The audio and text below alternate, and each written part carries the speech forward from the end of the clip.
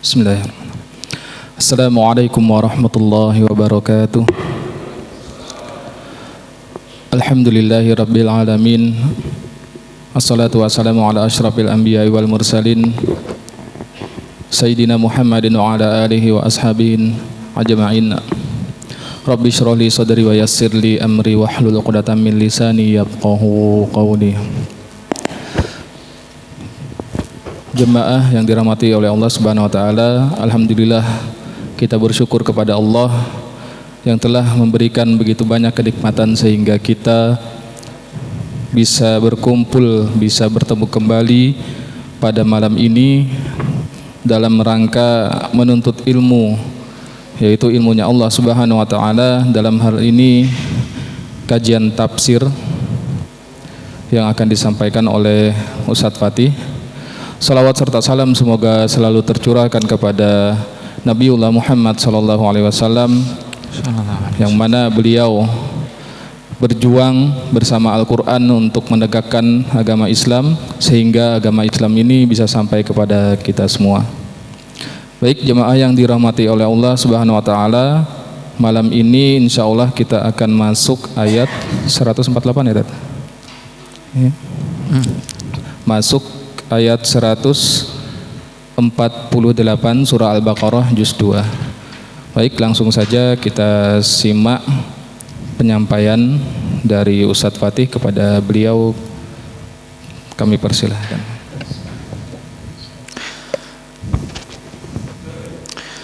Bismillahirrahmanirrahim. Assalamualaikum warahmatullahi wabarakatuh.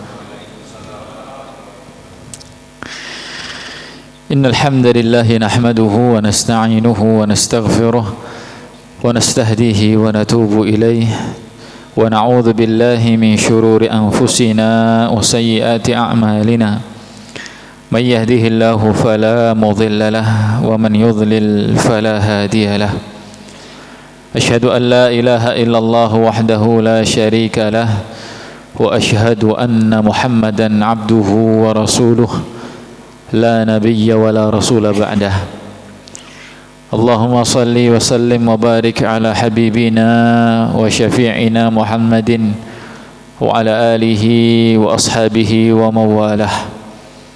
Allahumma a'inna ala zikrika wa syukrika wa husni ibadatik. Allahumma la sahla illa ma ja'altahu sahla wa anta taj'alul hazana idza syi'ta sahla. Rabbana zidna ilma warzuqna fahma. Rabbi syrah li sadri wa yassir li amri wahlul 'uqdatam min lisani yafqahu qawli. Amma ba'd. Ma'asyiral muslimin rahimani wa rahimakumullah. Alhamdulillah, puji syukur kita haturkan kepada Allah Subhanahu wa taala pada kesempatan sore kali ini. Berbagai pintu nikmat Allah berikan kepada kita semua. Di antaranya adalah nikmat yang paling besar, yakni nikmat ibadah, ya. Nikmat menuntut ilmu, nikmat sanggup mengingat dan berzikir kepada Allah Subhanahu wa taala. Nikmat-nikmat ini kalau dihitung dengan kasat mata atau hitungan duniawi, sungguh lebih daripada apa yang kita miliki, lebih daripada harta dunia, lebih daripada keluarga. Karena kalau hidayah Allah, ilmu yang Allah berikan ini menunjukkan kepada kita kebaikan dunia maupun akhirat, kebahagiaan dunia maupun akhirat, keberuntungan dunia maupun akhirat. Maka ma'asyiral muslimin rahimani wa rahimakumullah, kita berharap dan kita berdoa semoga apa yang kita lalui dalam pertemuan kali ini semuanya mendatangkan keridhaan dari Allah Subhanahu wa taala. Amin ya rabbal alamin. Baik jamaah rahimani wa rahimakumullah, pada kesempatan yang lalu sudah kita bahas tafsir dari surat Al-Baqarah ayat ke-146 dan 147 ya.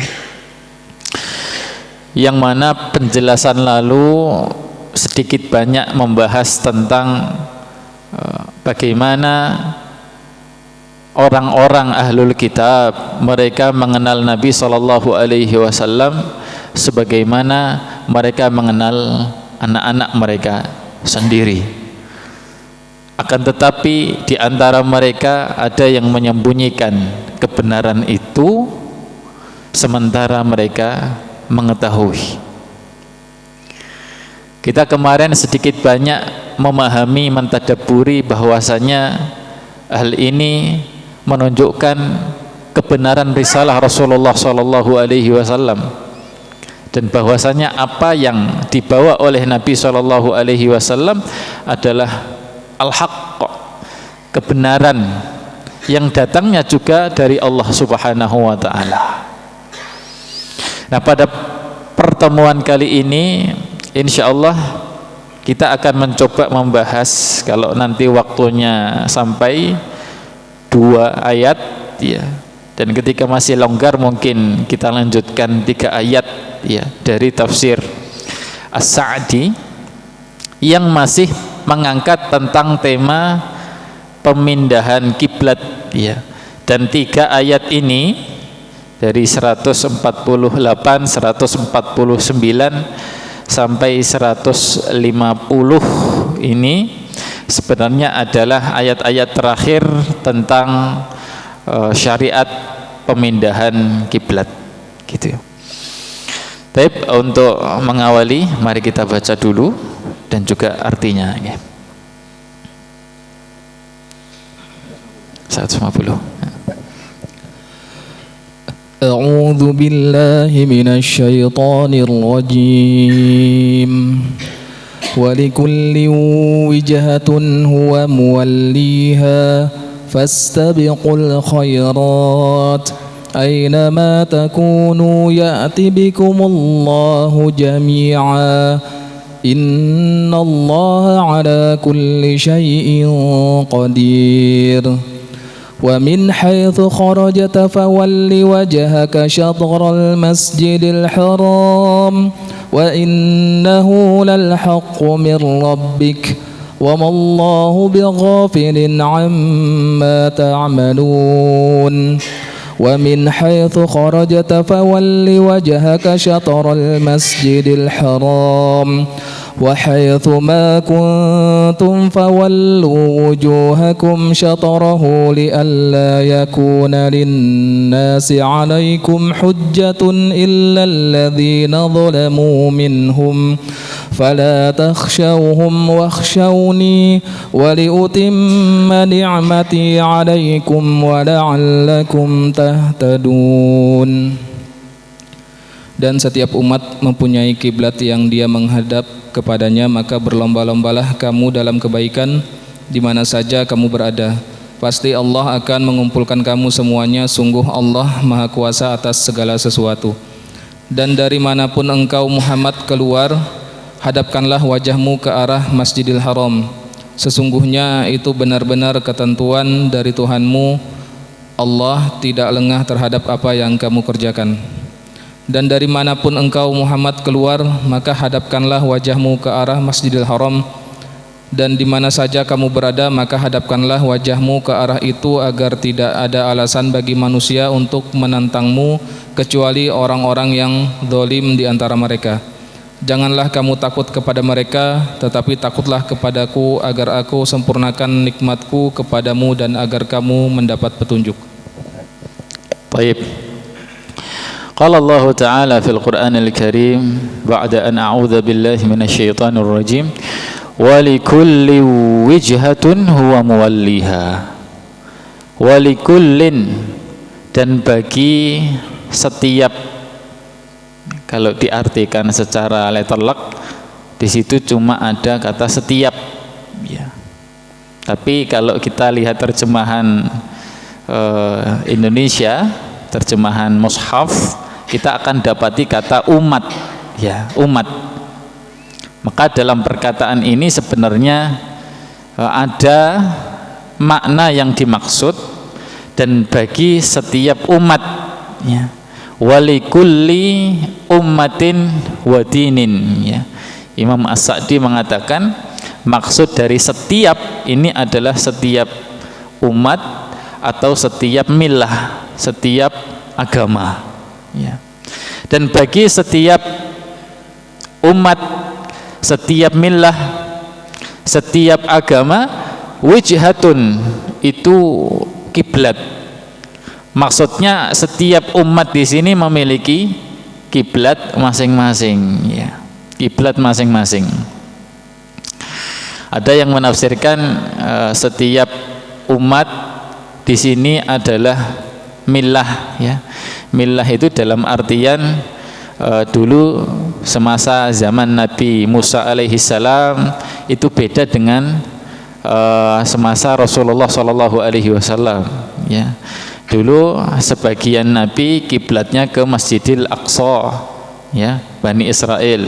Kemudian di masa Rasulullah sallallahu alaihi wasallam ini kiblatnya Masjidil Haram atau Ka'bah.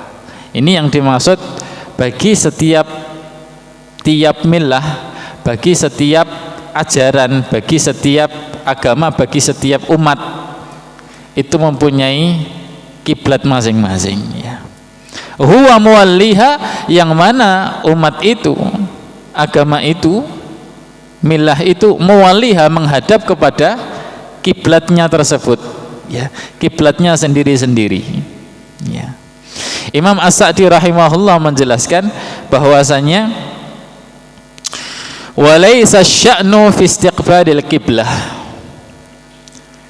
Pada konteks ayat ini sebenarnya yang kita ambil pesannya dari ayat ini bukan pada masing-masing umat itu punya kiblat sendiri-sendiri, bukan, ya. Ini kan informasi dari Allah, setiap umat itu punya kiblat masing-masing, ya. Tapi kata Imam As-Sa'di rahimahullah, bukan hanya sebatas itu kita tadabbur. Walaysa sya'nu fi istiqbalil qiblah. Maksudnya kita tidak hanya memahami ini informasi dari Allah, setiap umat ada kiblatnya sendiri-sendiri, enggak. Walakinna sya'na kulla sya'ni fi imtithali ta'atillah. Akan tetapi yang menjadi inti permasalahan bahwa dari setiap umat itu punya kiblatnya masing-masing, intinya adalah kita mematuhi perintah Allah Subhanahu wa taala. Inti daripada informasi setiap umat itu punya kiblat masing-masing adalah bagaimana mereka itu mentaati perintah Allah Subhanahu wa taala. Ya, karena pada sejatinya mau zamannya Nabi Musa alaihi salam, Nabi Ibrahim alaihi salam, Nabi Muhammad sallallahu alaihi wasallam, ya, beda-beda umat, akan tetapi tauhid kita sama, ya. Ajaran kita untuk menyembah Allah sama, ya. Meskipun terkadang kiblatnya berbeda. Nabi sallallahu alaihi wasallam pun itu pernah berkiblat ke Baitul Maqdis pertama, juga berkiblat ke Masjidil Haram atau Ka'bah yang kedua kalinya. Nah, kata beliau Imam As-Sa'di, intinya bukan pada itunya, ya, intinya bukan pada itunya, tapi intinya apa? Intinya adalah imtitsalu ta'atillah, menaati perintah Allah Subhanahu wa ta'ala dimanapun Allah menyuruh kita untuk kiblat, ya, di umat apapun, ya, dan masing-masing umat itu Allah menyuruh kiblatnya masing-masing, intinya satu, kalau itu perintah Allah, maka yang paling penting adalah menaati perintah Allah Subhanahu wa taala tersebut, ya. Walikulli wijhatun huwa muwalliha, dan setiap umat itu punya kiblatnya masing-masing yang dia menghadap kepadanya, ya. Maknanya apa? Maknanya adalah intinya, ya, umat itu memang punya syariat sendiri-sendiri, kiblatnya sendiri-sendiri, tapi tauhidnya satu, ya. ibadahnya satu, semuanya adalah kepada Allah Subhanahu wa ta'ala. Nah begitu. Fastabiqul khairat, maka berlomba-lombalah kalian ke dalam kebaikan, dalam melakukan kebaikan. Imam As-Sa'di rahimahullah berkata, wal amru bil istibaqi ilal khairati qadrun zaidun alal amri bi fi'lil khairat. Kalimat berlomba-lomba dalam kebaikan ini memiliki unsur yang lebih, kadar yang lebih daripada sekedar perintah untuk melakukan kebaikan. Jadi kalau kita mendapatkan perintah kebaikan, sholatlah kamu, itu kan perintah kebaikan ya. Puasalah kamu, sumu, puasalah kalian. Atau tasodaku, sedekahlah kalian. Ini kan yang namanya perintah ya. Normal perintah, kita pahami itu perintah, kita laksanakan dengan pahala yang Allah siapkan. Nah, kata fastabiqul khairat, berlomba-lombalah kalian dalam kebaikan, ini lebih daripada sekedar perintah, daripada sekedar hanya menjalankan sholatlah kamu, puasalah kamu. Kenapa? Kalau ada kata-kata berlomba-lombalah, at-tasabuk, saling mendahului dalam kebaikan, kata beliau, yatadhamman fi'laha wa takmilaha, ini mengandung unsur menyempurnakan kebaikan itu sendiri ya. Di samping menjalankan kebaikan itu ya, di samping itu pula ada unsur kita menyempurnakan kebaikan. Jadi kalau kita berlomba-lomba itu kan kita lebih daripada sekedar menjalankan. Orang itu mampu menjangkau ibadahnya sekian persen selama sehari, dia mampu qiyamul lail, dia mampu sedekah demikian. Oh, saya tak begini. Nah, saya tak begini, berlomba dalam kebaikan itu kan mempunyai ya unsur yang lebih, porsi yang lebih daripada hanya sekedar menjalankan saja. Okay. Makanya kalau kita pahami firman Allah Subhanahu wa ta'ala, fastabiqul khairat, berlomba-lombalah kalian dalam kebaikan, artinya Allah menyuruh kita untuk semakin menyempurnakan kebaikan itu. Jangan cuma sekedar-kedar saja melakukan kebaikan. Jangan cuma sekedar jalan saja, kamu sholat, kamu puasa, tapi lebih dari itu, atamma wajhin wa akmaliha, sempurnakanlah kebaikan itu sampai kamu menjadi yang pertama gitu. Sampai kamu menjadi yang pertama. Dan ini Masya Allah terrealisasikan, terwujud sekali di zaman para sahabat, hidup tasabuk fil khair itu. Bagaimana Umar radhiyallahu ta'ala anhu ya, itu berlomba-lomba kebaikan dengan Abu Bakar ya. Satu kali Umar radhiyallahu ta'ala anhu itu menyedekahkan hartanya untuk perjuangan Islam di hadapan Rasulullah sallallahu alaihi wasallam. Wahai Umar, apa yang engkau sedekahkan untuk agamamu ini? Umar mengeluarkan setengah hartanya. Di sampingnya ada Abu Bakar. Tiba-tiba Rasulullah SAW mengatakan, wahai Abu Bakar, lalu apa yang engkau berikan untuk agamamu ini? Sedekahkan di jalan Allah ini. Wahai Rasulullah, saya menyedekahkan seluruh harta saya, wahai Rasulullah, seluruh harta saya. Nah, terus wahai Abu Bakar, apa yang engkau tinggalkan untuk anak dan istrimu? Ya Rasulullah, taraktullaha wa rasulah, saya meninggalkan, mewariskan kepada mereka Allah dan Rasulnya, itu cukup wahai Nabi. Okay. Saat itulah Umar kemudian mengatakan, demi Allah saya tidak bisa mengalahkan Abu Bakar. Okay. Dalam kesempatan lain Abu Bakar mengalahkan sahabat-sahabat yang lainnya. Ketika Rasulullah Shallallahu Alaihi Wasallam ya pagi-pagi sekali, sehabis beliau selepas dari masjid itu, beliau bertanya, wahai para sahabatku, siapakah di antara kalian yang sudah mengunjungi orang sakit? Saya wahai Rasulullah. Siapakah di antara kalian yang sudah menyelayat jenazah? Saya wahai Rasulullah. Siapa itu yang jawab? Abu Bakar radhiyallahu taala anhu, ya. Jadi ini namanya at-tasabuq fil khair, ya. Tasabuq fil khair. Dan kalau kita perhatikan, ya, fastabiqul khairat.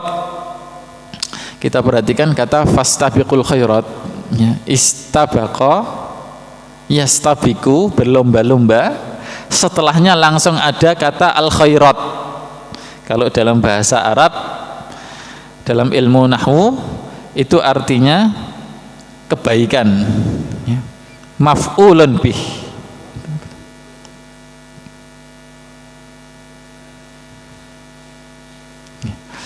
Fastabiqu niku perintahnya fi'il amr.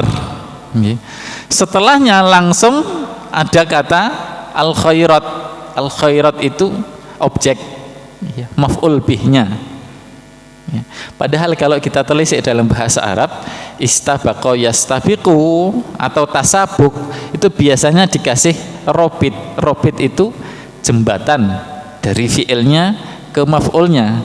Itu dengan huruf jar, namanya huruf jar ila. Ila. Berlomba-lombalah kalian kepada kebaikan. Biasanya ada ilahnya. Lah ini ndak Allah kasih ilah. Tidak Allah kasih ilah. Apa hikmahnya?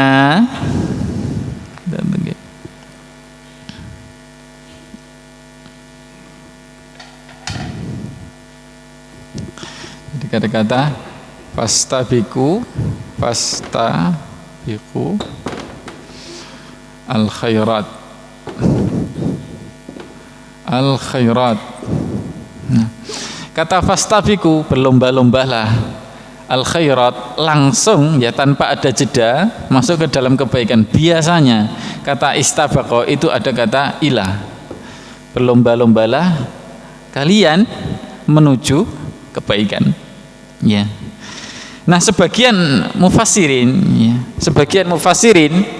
seperti Syekh Muhammad bin Shalih Al-Utsaimin, ya, itu mengambil faedah di sini, ya, karena beliau juga ulama nahwu, sering mencantumkan faedah-faedah nahwu dari segi bahasa. Biasanya dikasih ilah, ini enggak dikasih ilah, menunjukkan apa? Yang pertama, kita memang harus segera tanpa ada jeda apapun menuju kebaikan itu, ya. Ibarat di sini tidak ada jedanya ilah, ya begitulah orang melakukan kebaikan. Setelah ajaran syariat ini jelas, ya, walikullin wijhatun huwa muwalliha, kiblat kita jelas, syariat kita jelas, fastabiqu, enggak usah ragu-ragu, enggak usah ada jeda, saling lombalah kalian dalam kebaikan, langsung menuju tanpa ada jedanya. Fastabiqu al khairat, ya, fastabiqul khairat. Ini yang pertama. Makanya ada ulama namanya Khalid bin Ma'dan, ya. Khalid bin Ma'dan itu beliau pernah mengatakan, idza fatahallahu laka baban min abwabil khairi fa asri'hu. Kalau Allah sudah membuka satu jalan kebaikan untuk kamu, maka cepat-cepat masuk. Fa innaka la tadri mata yughlaqu babuhu, karena kamu itu tidak tahu kapan pintu kebaikan itu akan tertutup dari kamu. Kalau Allah sekarang sudah membukakan bagi kamu pintu majelis taklim, diistiqomahi. Bisa jadi dengan majelis taklim tersebut, bisa jadi dengan sedekah yang Allah kasih kuasa kamu punya harta banyak, bisa jadi dengan kamu mampu untuk melaksanakan siyam Senin Kemis secara rutin, Allah kasih kamu kekuatan. Bisa jadi dengan itu semuanya hidayah, karunia, rahmat dari Allah turun kepadamu. Fa innaka la tadri mata yughlaqu babuhu, karena kamu juga enggak tahu kapan pintu itu akan ditutup dari kamu. Disuruh mempercepat masuk ke dalam kebaikan. Ini yang pertama. Yang kedua, kenapa kok enggak ada ilanya, enggak ada kata ilanya, ya, agar kita itu bersegera, berlomba-lomba dalam berbuat baik, tidak kenal waktu, ya, tidak kenal waktu. Maksudnya apa? Maksudnya begini, fastabiqu, berlomba-lombalah. Kalau kita tambahi ila kepada kebaikan, ya, kepada kebaikan itu kalau seolah-olah ada ila, maka kalau sudah sampai kepada kebaikan kita berhenti, ya. Sedangkan kebaikan itu butuh langgeng, ya, butuh langgeng. Nah, tidak ada ilah, kenapa? Karena agar kita melakukan kebaikan itu tidak kenal waktu.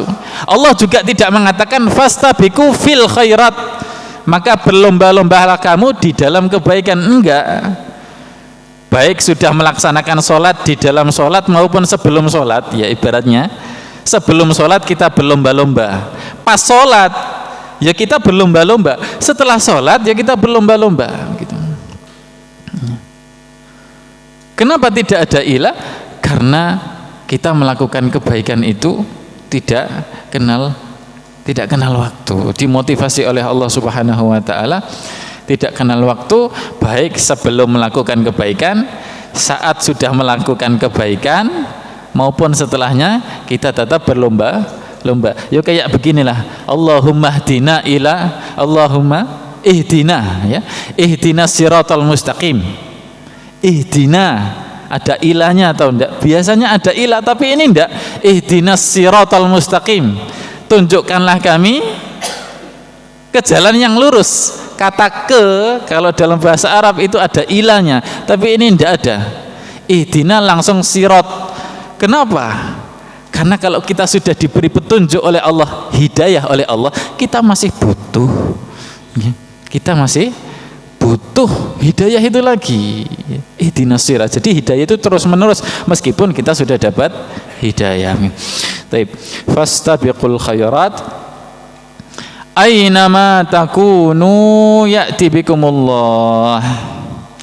Dimanapun kalian berada, ya'ti bikumullahu jami'a, maka Allah Subhanahu wa ta'ala akan mendatangkan kalian semua.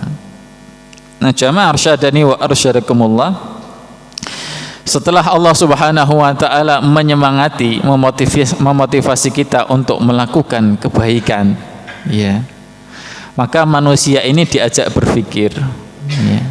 Manusia ini diajak berpikir, kenapa mereka harus melakukan kebaikan dan apa motivasi mereka melakukan kebaikan.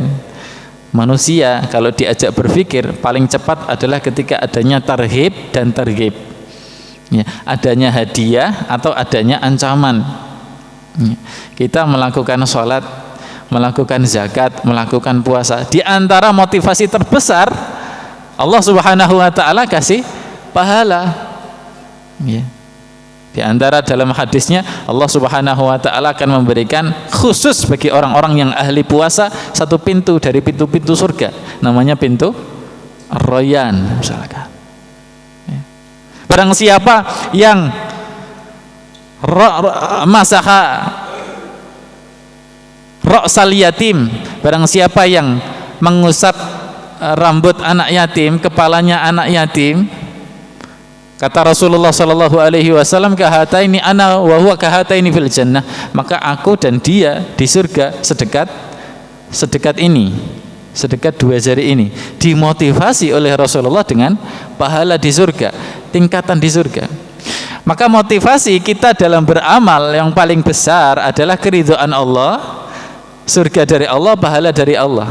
Begitu juga sebaliknya, motivasi kita untuk menghindari neraka adalah ancaman Allah. Barang siapa yang menghardik anak yatim, memakan harta anak yatim, wailun, ya, maka ada neraka wail baginya. Barang siapa yang berkata dusta, tidak melakukan sholat, Allah ancam ya, dengan ancaman-ancaman yang ada. Nah, ketika manusia ini motivasi terbesar mereka untuk melaksanakan amal soleh atau menghindari kemaksiatan adalah ya motivasi pahala atau ancaman, Allah Subhanahu wa taala katakan ainama takunu ya'ti bikumullahu jami'a. Dimanapun kalian berada, Allah akan mendatangkan kalian semua. Artinya apa? Wahai orang-orang beriman, ya, apapun yang kalian kerjakan, lomba-lomba kepada kebaikan yang sudah kalian usahakan, semuanya itu akan didatangkan oleh Allah pahalanya. Ya. Allah Subhanahu wa taala akan mendatangkan kalian semua beserta amal-amal kalian, dosa-dosa kalian. Allah akan membalas semua itu. Nah, ini motivasi dari Allah Subhanahu wa taala pada hari kiamat. Jadi ainama takunu ya'ti bikumullah, dimanapun kalian berada, Allah akan mengumpulkan, mendatangkan kalian, itu maksudnya pada hari kiamat nanti. Ya, pada hari kiamat nanti. Apakah itu mustahil bagi Allah? Kata Allah Subhanahu wa taala, innallaha ala kulli syai'in qadir. Sesungguhnya Allah Subhanahu wa taala atas segala sesuatu qadirun, itu maha kuasa, ya, maha kuasa. Artinya apa? Allah Subhanahu wa taala mendatangkan kalian wahai manusia dengan seluruh amal kalian, seluruh perbuatan kalian, itu hal kecil bagi Allah. Allah kuasa melakukan hal tersebut. Okay. Agar kita ini benar-benar melakukan, mengamalkan, yeah, agar tidak ada syubhat lagi. Karena memang di antara syubhat yang disusupkan oleh setan adalah pikiran, ya, pikiran bahwasanya apakah manusia ini kalau sudah luluh lantak dunia, tubuh mereka hancur, bagaimana Allah Subhanahu wa taala akan mengumpulkan, kan begitu, ya. Tapi apa yang mustahil bagi Allah? Wong manusia itu adalah ciptaannya Allah Subhanahu wa taala. Ya. Bukan hanya mengumpulkan, bahkan kalau sudah ada, wong manusia ini diciptakan Allah dari yang sebelumnya enggak ada, ya. Dari yang sebelumnya enggak ada menuju ada, itu pun Allah ciptakan, Allah mampu ciptakan, apalagi kalau sudah ada, kan begitu. Justru Allah lebih mampu lagi mengumpulkan tubuh kalian, kan gitu. Nah, jamaah arsyadani wa arsyadakumullah, ayat ke 148 ini, ya, inti pokoknya adalah berisi motivasi dari Allah Subhanahu wa taala agar kalau sudah jelas syariatnya, kiblatnya kita sudah jelas, maka tugas kita adalah menaati perintah Allah Subhanahu wa ta'ala, dan itu semuanya akan dibalas oleh Allah Subhanahu wa ta'ala. Baik. Menuju ayat ke 149. Wa min haitsu kharajta fawalli wajhaka syatral masjidil haram. Dan dari arah manapun kharajta, kamu keluar, maksudnya di sini adalah Rasulullah sallallahu alaihi wasallam, fawalli wajhaka syatral masjidil haram, maka hadapkanlah wajahmu syatral masjidil haram, ke arah masjidil haram, ya. Ini ayat ini dan penggalan awal ayat ini bisa dikatakan mengulangi perintah yang sebelumnya pada ayat qad nara taqalluba wajhika fis sama, ya, fawalli wajhaka syatral masjidil haram. Diulangi lagi, ditakkid lagi oleh Allah, ditekankan lagi oleh Allah. Dan dari arah manapun kamu keluar wahai Muhammad, maka hadapkanlah wajahmu syatra. Syatra itu ke arah masjidil haram, ya. Dan tentu yang dimaksud di sini maksudnya adalah ketika sholat, ya. Fis sholah, ketika sholat dimanapun kamu berada, kalau sholat maka hadapkanlah wajahmu ke arah Masjidil Haram. Dan kita sudah terangkan ya pada ayat 144 ya, qad nara taqalluba wajhika fis sama, itu kita sudah terangkan bahwasanya menghadap kiblat ini diantara intinya adalah yang diambil adalah arahnya, ya, bukan ainul kiblah, bukan mata kiblatnya. Karena kalau mata kiblatnya mustahil bagi yang jauh untuk menjangkau, tapi ke arahnya, ya. Kalau yang bisa menghadap Ka'bah maka dia menghadap Ka'bah. Tapi kalau yang di luar Masjidil Haram tidak bisa menghadap Ka'bah, maka menghadapnya adalah syatrol Masjidil Haram. Syatro itu arah Masjidil Haram, begitu. Bukan ainul qiblah, bukan mata kiblahnya, Ka'bahnya, karena nggak kelihatan, begitu. Syatrol Masjidil Haram. Wa innahu lal haqqu mir rabbik, dan sesungguhnya pemindahan kiblat itu lal haqqu mir rabbik, sungguh-sungguh adalah kebenaran, min rabbik, dari Tuhanmu, ya. Ini kita katakan dan dikatakan oleh As-Sa'di juga bahwasanya ini bentuk taukid, ya, bentuk taukid, bentuk penekanan lagi dari yang sebelumnya, dari ayat-ayat yang sebelumnya. Apa ayat sebelumnya? Sama di ayat 144 itu, ya. Wa innal ladzina utul kitaba la ya'lamuna annahul haqqu mir rabbihim. Di ayat 147 juga Allah katakan al haqqu mir rabbik, kebenaran itu artinya pemindahan kiblat itu dari Rabbmu, adalah kebenaran dari Rabbmu. Ditakkid lagi oleh Allah di sini, wa innahu lal haqqu mir rabbik wa mallahu bighafilin amma ta'malun, dan sekali-kali tidaklah Allah Subhanahu wa taala lalai dari apa yang kalian kerjakan. Jamaah arsyadani wa arsyadakumullah, kita lihat di ayat 149 ini ternyata Allah tekankan lagi, berarti bisa kita cerna perintah pemindahan kiblat atau syariat pemindahan kiblat itu, ya, adalah kejadian atau ujian yang luar biasa, ya. Kejadian atau ujian yang luar biasa dari Allah Subhanahu wa taala. Kenapa? Karena sampai Allah takkid berulang kali, ya.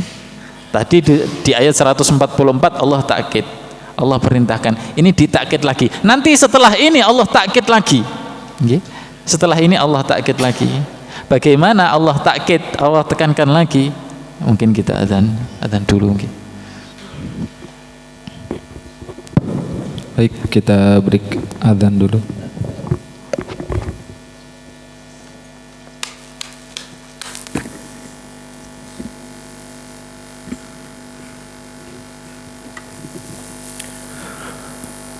Allahu Akbar,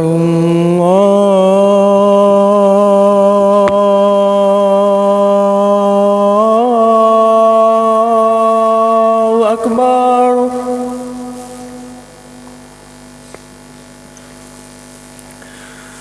Allahu Akbar,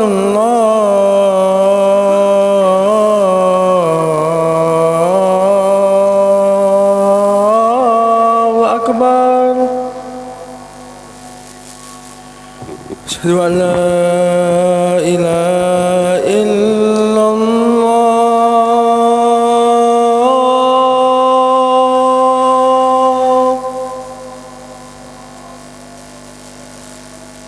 Asyhadu an la ilaha illallah.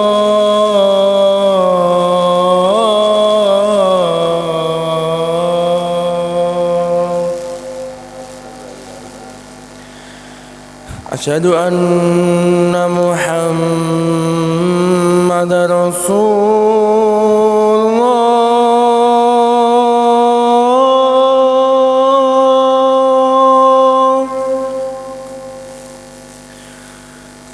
أشهد أن محمد رسول الله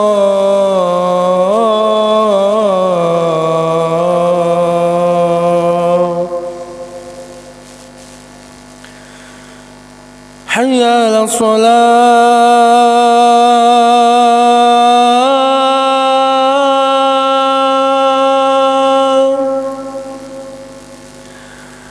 حي على الصلاة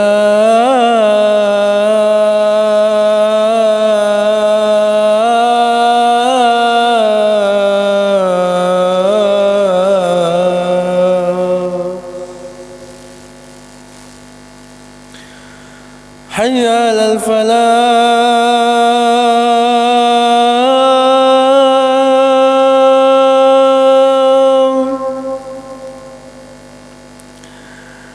حي على الفلاح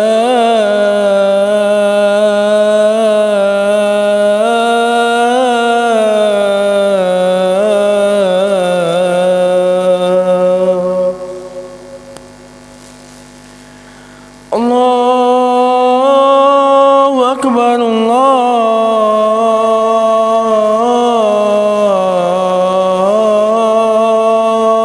الله أكبر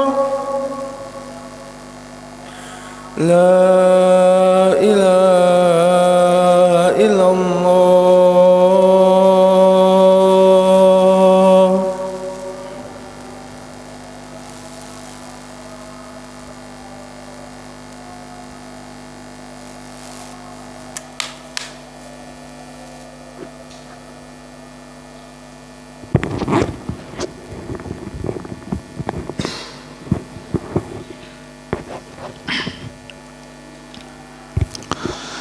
Baik, kita lanjutkan kembali. Dari Allah Subhanahu wa taala ketika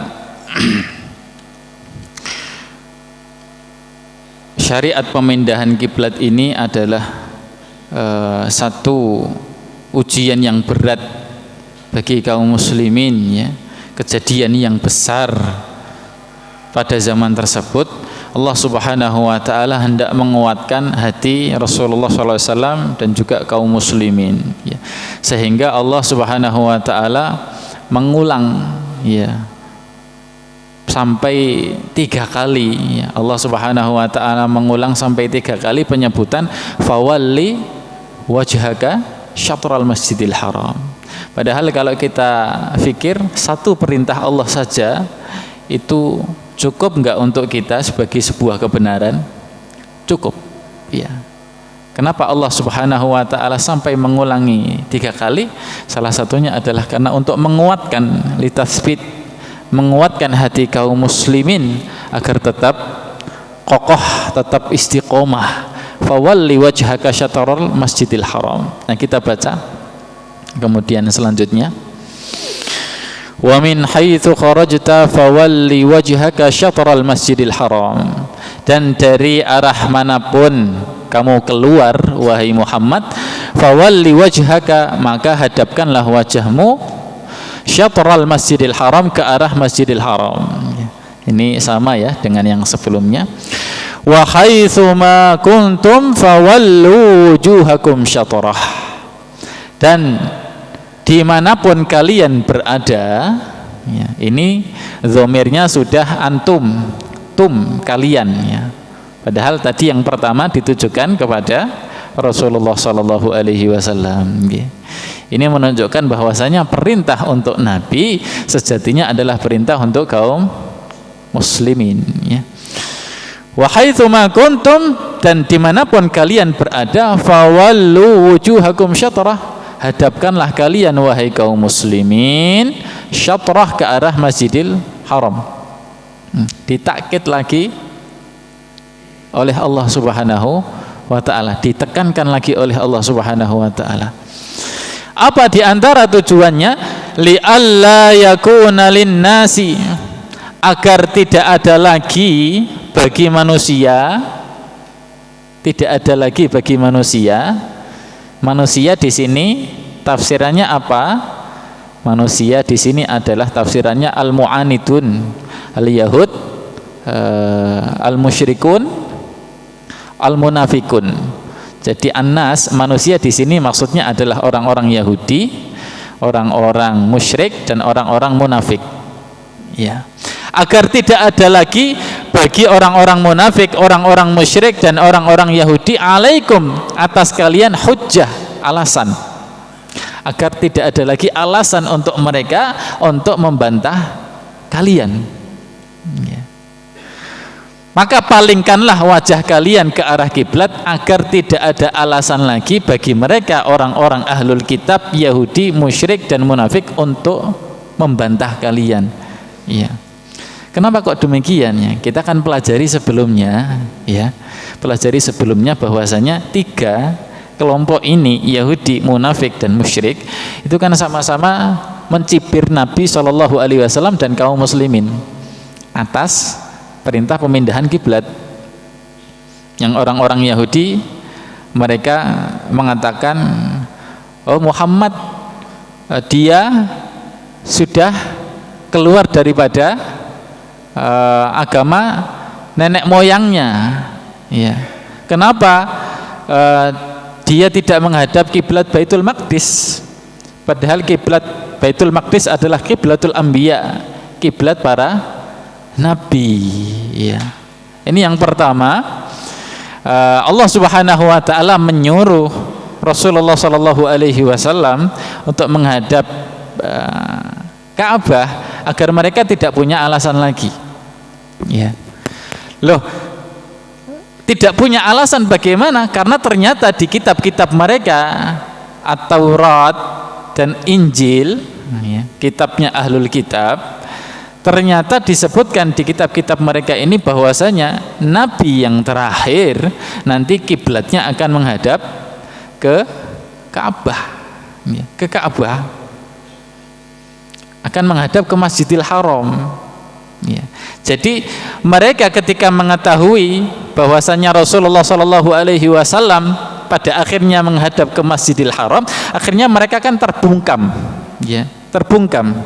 Tidak punya alasan lagi, ya, karena di kitab-kitab mereka ini sudah jelas, ya. Dalilnya apa? Wa innal ladzina utul kitab la ya'lamuna annahul haqqu min rabbihim. Ayat 144, mereka sudah tahu pemindahan kiblat itu adalah kebenaran dari Rabb mereka, dan Imam As-Sa'di menyebutkan di Taurat dan Injil sudah ada itu. Sudah ada perintah pemindahan kiblat, dan Nabi yang terakhir akan menghadap kepada Ka'bah. Ketika Allah menyuruh Nabi yang terakhir ini menghadap ke arah Ka'bah, otomatis alasan mereka untuk membantah Nabi terbungkam. Ini yang orang Yahudi. Demikian orang-orang musyrik juga. Orang-orang musyrik awalnya mengatakan ketika Rasulullah SAW menghadap ke Baitul Maqdis, dan kita ceritakan beliau ketika di Madinah sholat menghadap ke Baitul Maqdis ke arah utara. Akhirnya orang-orang musyrik kan mengatakan, oh Muhammad telah meninggalkan agama nenek moyangnya Ibrahim. Kalau dia mengaku bahwasanya dia adalah keturunan Nabi Ibrahim, kenapa kok dia meninggalkan milahnya Nabi Ibrahim alaihissalam? Berarti dia bukan keturunan Nabi Ibrahim alaihissalam. Lantas Allah suruh Nabi Muhammad menghadap ke Ka'bah yang mana itu adalah kiblat Nabi Ibrahim alaihissalam. Ya, terbungkam. Orang-orang musyrik ini terbungkam. Ini maksud daripada firman Allah Subhanahu wa taala, li'alla yakuna lin-nasi 'alaikum hujjah, agar tidak ada lagi bagi mereka orang-orang Yahudi musyrik itu atas kalian hujjah. Allah sudah tegakkan. Ya. Allah sudah bantah mereka. Illal ladzina zalamu minhum, kecuali orang-orang yang zalim di antara mereka.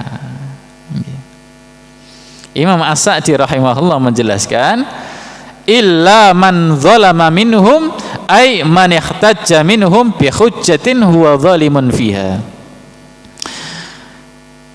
Kecuali orang-orang yang zalim di antara mereka, maksudnya adalah orang-orang yang zalim dalam berhujjah, dalam mengemukakan alasan.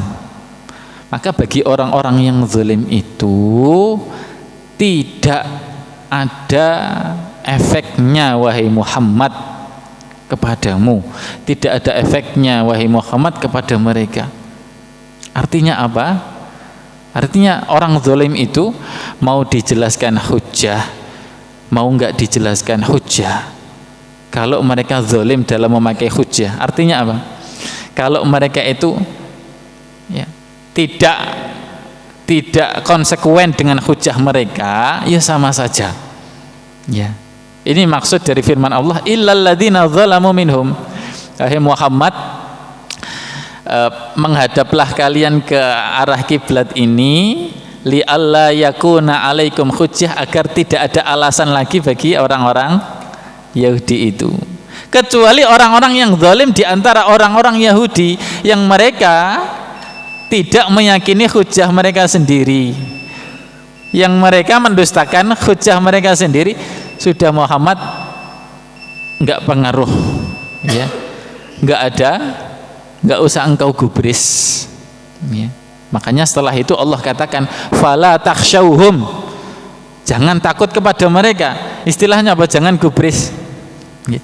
Jangan pedulikan. Fala takhshawhum, enggak usah diambil hati, enggak usah takut, enggak usah khawatir. Kenapa ya? Karena mereka zalim, ya. Mereka zalim dalam memakai hujjah, ya. Ini coba dicermati para jemaah sekalian, ya. Kan di kitab-kitab mereka Taurat dan Injil itu sudah ada syariat, ya, tercantum di situ kebenaran syariat pemindahan kiblat, ya. Otomatis kalau orang tidak mau menerima syariat pemindahan kiblat, ya, tidak membenarkan syariat pemindahan kiblat, hujjah mereka kan sudah terpotong, hujjah mereka sudah kalah, kan begitu, karena di kitab mereka ada. Kecuali bagi orang-orang yang zalim, orang-orang yang zalim, ya mereka nggak akan mau kalah, gitu. Mereka nggak akan mau kalah, jadi nggak bermanfaat menunjukkan hujjah kepada mereka, maksudnya begitu, ya. Fala takhshawhum, maka engkau wahai Muhammad, kaum muslimin, jangan takut kepada mereka, jangan pedulikan mereka, gak usah digawe perkara. Wakhshawni, akan tetapi takutlah kepadaku. Fala takhshawhum wakhshawni, takutlah kepadaku, kepada Allah Subhanahu wa taala yang telah menetapkan hujjah tersebut, menetapkan hujjah tersebut. Jamaah arsyadani wa arsyadakumullah. Di sini Imam As-Sa'di rahimahullahu taala, di antara penjelasan beliau yang paling banyak di sini, beliau mencantumkan sebuah faedah, ya, sebuah faedah. Faedahnya apa, ya? Faedahnya adalah ketika proses pemindahan kiblat ini adalah ujian yang besar bagi kaum muslimin, Allah Subhanahu wa taala berikan berbagai motivasi, ya, berbagai penguat, ya. Bahkan Allah Subhanahu wa taala lindungi mereka dengan fala takhshawhum wakhshawni. Jangan kamu takut kepada mereka, jangan kamu khawatir, ya. Ini menunjukkan apa, ya? Ini menunjukkan bahwasanya Allah Subhanahu wa taala itu menurunkan, akan selalu menurunkan rahmatnya kepada kaum muslimin, ya. Dan ketika Allah Subhanahu wa taala menurunkan sebuah syariat, ya, sebuah kebenaran, Allah Subhanahu wa taala akan terus memberikan pertolongan, ya, dukungan, ya, tentu bagi orang-orang yang menjalankan konsekuensi daripada syariat tersebut, ya, dari syariat tersebut. Fala takhshawhum wakhshawni wali utimma ni'mati alaikum, dan agar aku sempurnakan atas kalian nikmatku, ya, nikmatku. Imam As-Sa'di beliau berkata, fa aslun ni'mati al-hidayatu lidini.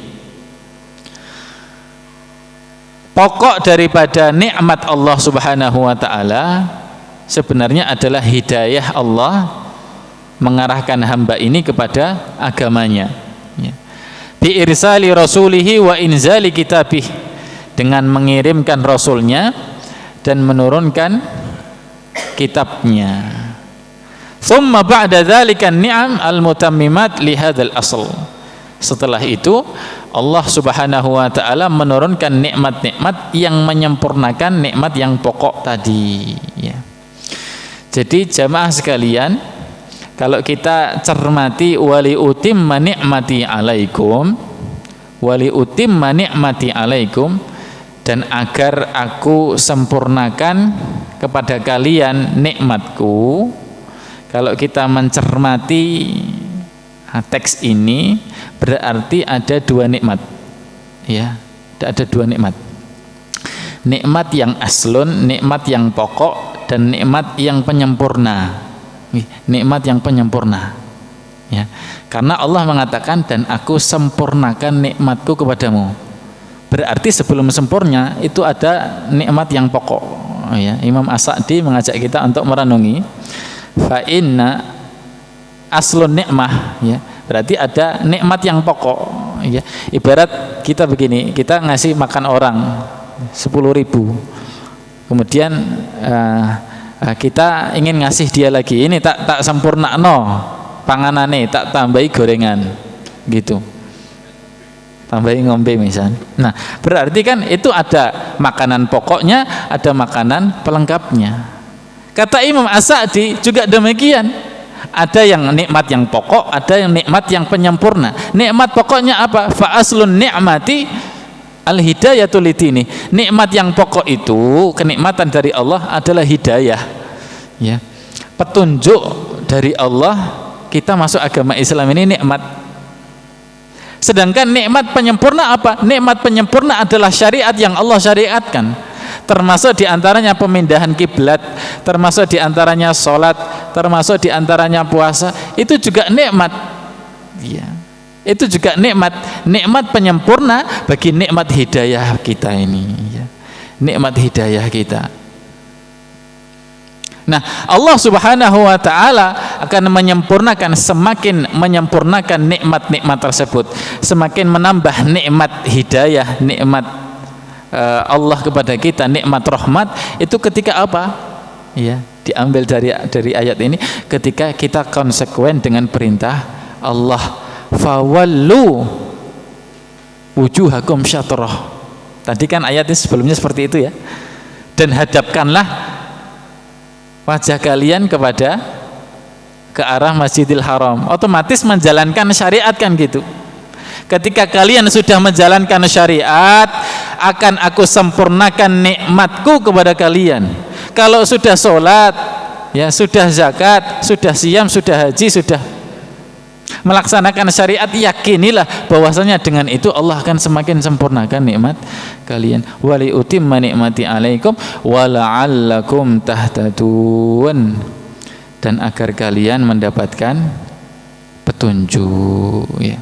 Kata Imam As-Sa'di rahimahullah, ay ta'lamunal haqqa wa ta'maluna bihi. Agar kalian mendapat petunjuk, maksudnya adalah agar kalian itu bisa yang pertama mengetahui kebenaran, ya, mengilmui kebenaran. Pemindahan kiblat itu adalah kebenaran dari Allah. Wa ta'maluna bihi, dan kalian bisa mengamalkannya. Maka dari situ kita bisa mengambil makna di sini, ya, yang namanya hidayah. Hidayah itu adalah tercakup dua hal. Satu, bisa mengilmui, dua, bisa mengamalkan. Maka orang kalau disebut ya tadi orang mendapatkan hidayah adalah ketika orang dia tidak cuma mengilmui, tapi bisa juga mengamalkan. Kalau cuma mengilmui, siapapun bisa mengilmui Allah itu zat yang satu, Allah itu begini. Tapi kemudian mengamalkan, oh saya harus mentauhidkan Allah, tidak boleh ini, tidak boleh ini, ya. Belum tentu semuanya bisa, dan itulah yang namanya la'allakum tahtadun, agar kalian mendapatkan hidayah, ya. Hidayah itu mempunyai dua unsur. Yang pertama ilmu dan yang kedua adalah amal ya. Dan ma'asyiral muslimin rahimani wa rahimakumullah, di antara faedah ayat ini wala'allakum tahtadun, agar kalian mendapatkan hidayah, ini menunjukkan bahwasannya menjalankan syariat Allah Subhanahu wa taala itu adalah proses ya, jalan sarana bagi kita untuk semakin mendapatkan hidayah gitu. Makanya kadang-kadang kita ini menerapkan kepada santri-santri kita ya. Menerapkan apa? Ya kita paksa dulu ya. Bukan paksa dalam arti negatif kemudian mencambuk dan lain-lain, enggak begitu, tapi paksa yang mendidik dengan kasih motivasi. Kenapa? Ya dengan adanya dorongan tersebut atau tekanan tersebut ketika dia menjalankan ibadah, yang menjalankan sholat, siyam sunnah, lama-lama dengan ibadah tersebut dia bisa meresapi, dan dengan sarana tersebut dia bisa mendapatkan hidayah ya. Dengan mendapatkan hidayah bisa menjadi sebuah kebiasaan dan habit yang kemudian menimbulkan ya, menghasilkan satu ruh ya, ruh dalam dirinya ya. Makanya Rasulullah SAW kan juga demikian, aliku as-saut fi buyutikum, gantungkanlah cambuk-cambuk itu di rumah kalian ya, dalam sebuah hadis. Cambuk-cambuk itu di rumah kalian. Tujuannya apa? Kalau anak sholat, anak enggak sholat, ya sudah ada apa ya? Ada motivasi, ada dorongan ya. Meskipun enggak artinya kemudian kita pukul mereka sampai memar gitu, enggak. Rasulullah SAW juga mengatakan, muru auladakum bis-shalah fi sab'in, perintahkan anak kalian sholat ketika mereka umur 7 hari, wadribuhum fi ashrin, pukullah mereka kalau sudah 10 begitu, 10 tahun begitu. Artinya ada tekanan sebelumnya, dan itu pun menjadi salah satu sarana untuk mendidik dan wasilah kepada hidayah ya. Allah taala a'lamnya. Semoga kita dimasukkan oleh Allah Subhanahu wa taala dalam golongan orang-orang yang istiqomah dalam beribadah sehingga mendapatkan hidayah ya. Amin ya rabbal alamin. Baik jamaah rasyadani wa arsyadakumullah, ini penjelasan singkat ya. Saya katakan singkat karena sebenarnya penjelasan Imam As-Sa'di ini panjang, ini dua halaman ya, 2 halaman, dan kalau kita jelaskan satu paragraf itu bisa menyampai satu paragraf ini satu pertemuan ya, atau 2 paragraf satu pertemuan ya. Ini kita coba 3 ayat dan kita singkat sejenak ya, karena ayat-ayatnya ada yang sama dari sebelumnya ya. Wa min haitsu kharajta itu sama dari sebelumnya. Baik jamaah arsyadani wa arsyadakumullah, demikian yang saya sampaikan. Moga yang sedikit ini bisa bermanfaat. Kalau ada kata-kata kurang berkenan atau kekurangan, kami mohon maaf. Nastaghfirullahal azim min kulli qaulin bila amal. Subhanakallahumma wa bihamdik asyhadu an la ilaha illa anta astaghfiruka wa atubu ilaik. Alhamdulillahirabbil alamin. Wassalamualaikum warahmatullahi wabarakatuh.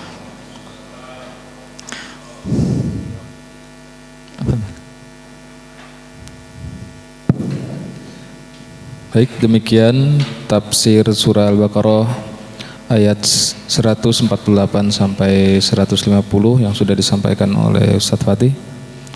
Bagi jamaah yang mungkin ada yang ingin ditanyakan, maka kami buka sesi tanya jawab. Kami persilahkan.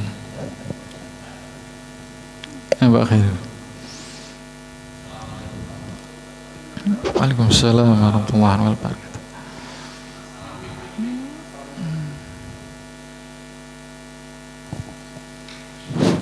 Masalah arah kiblat. Sekarang ini kan zaman modern, dalam arti orang mau membuat masjid kan ada alatnya berupa kompas. Kompas itu kan arah untuk menuju arah kiblat ya. arah kiblat.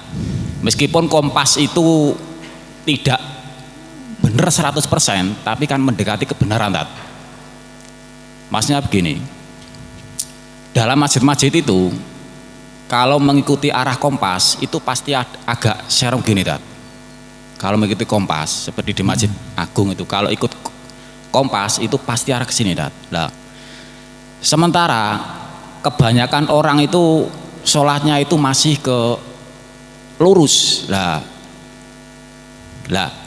terus kita ini, Tat, lafadz satroh itu kan arah, menunjukkan arah, Tat, ya. Arah itu dalam arti arah itu meskipun tidak zatnya Ka'bah, ya, itu kan lafadz satroh. Lah, kita ini kan sudah tahu ilmunya, sudah ada kompas. Lah, seandainya kompasnya itu ke sana, kemudian kita sholat lurus ini gimana, Tat? Dalam arti boleh enggak? Dalam arti begini, Tat. Kita ini sudah tahu arahnya ke sana, Tat, ya. Kompas itu kan meskipun enggak benar 100%, tapi kan kita ini kan harus mengikuti yang lebih benar gitu, Tat. Maksudnya arahnya itu, ya. Terus kita ini sholat kok lurus, apakah kita ini boleh atau mengikuti kompas atau sekedar arah, Tat? Sekian. Assalamualaikum warahmatullahi wabarakatuh. Waalaikumsalam warahmatullahi wabarakatuh. Yang pertama itu dipastikan dulu di masjid yang sudah terbangun, atau maksudnya di jalan ketika mencari arah kiblat sampai dia bawa kompas. Pak Khairul mungkin, atau umum? Iya.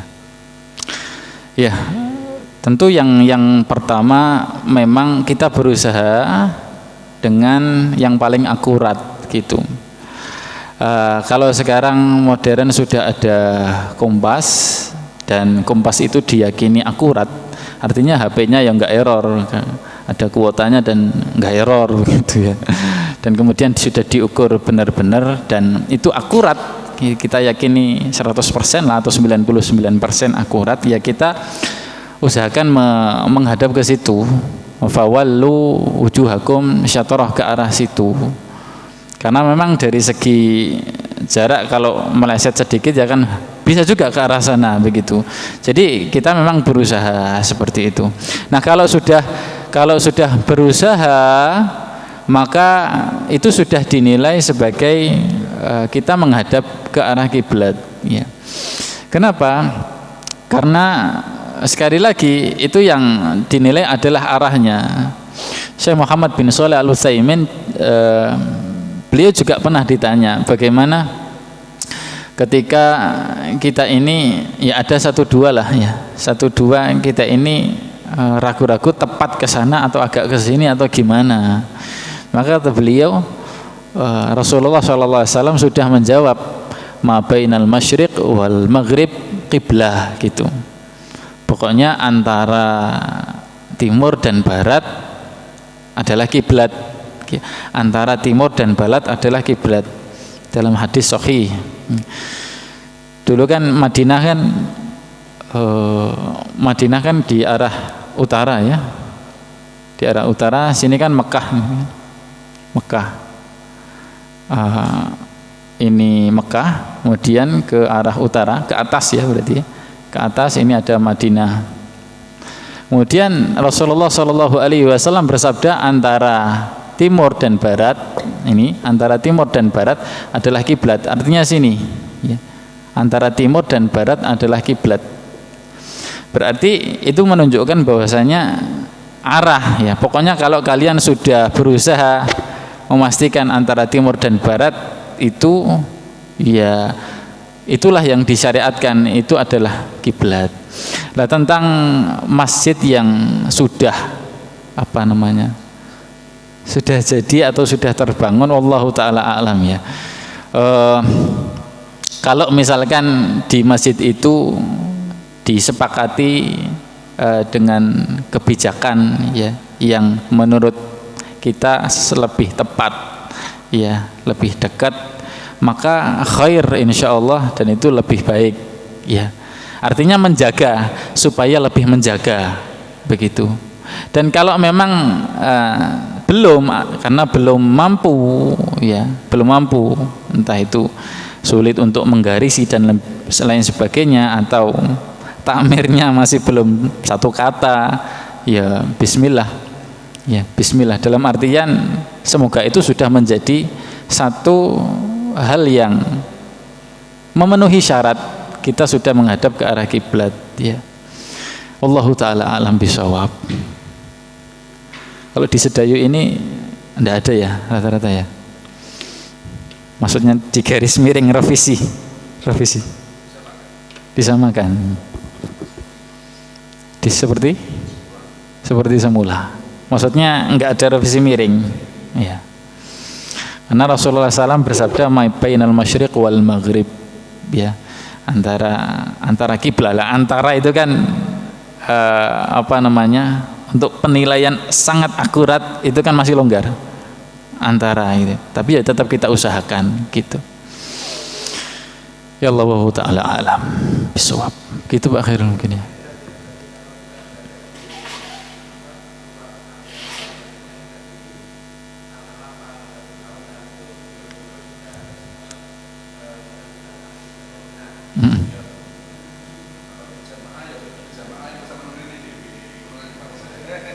Iya.